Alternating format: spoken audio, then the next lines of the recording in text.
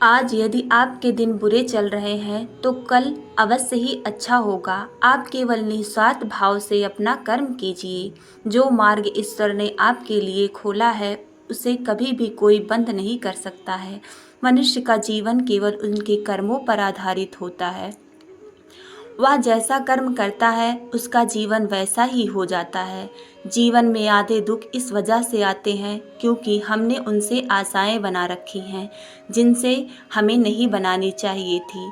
जिस मनुष्य ने अपनी जवानी में बहुत सारे पाप किए हों उसे बुढ़ापे में नींद नहीं आती है।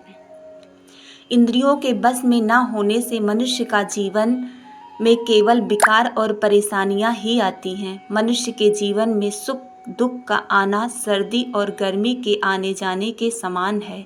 इसीलिए हमें इन्हें सहन करना सीखना होगा।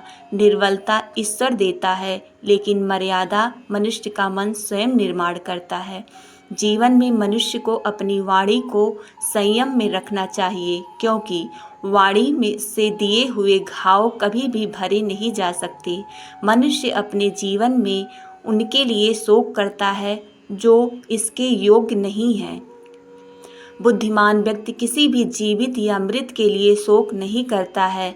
श्री कृष्ण कहते हैं, मैं हमेशा तुम्हारे साथ और तुम्हारे आसपास ही रहता हूँ, चाहे तुम कुछ भी कर रहे हो। जो हुआ अच्छा हुआ और जो होगा अच्छा ही होगा। स्वयं को मुझ पर छोड़ दो, केवल अपने कर्म पर ध्यान दो। कर्म ऐसा करो जो स्वार्थ रहित हो और पाप रहित हो। मनुष्य के जीवन में समय चाहे जैसा भी हो अपने परिवार के साथ रहना चाहिए। परिवार पर यदि सुख आता है तो वह बढ़ जाता है और यदि दुख आता है तो वह बट जाता है।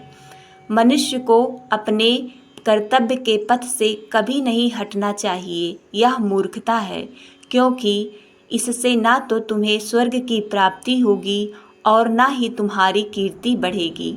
भगवान श्री कृष्ण कहते हैं कि सत्संग अर्थात अच्छे लोगों का साथ ईश्वर की कृपा से मिलता है, परंतु कुसंगत में पड़ना मनुष्य के अपने ही हाथों में होता है।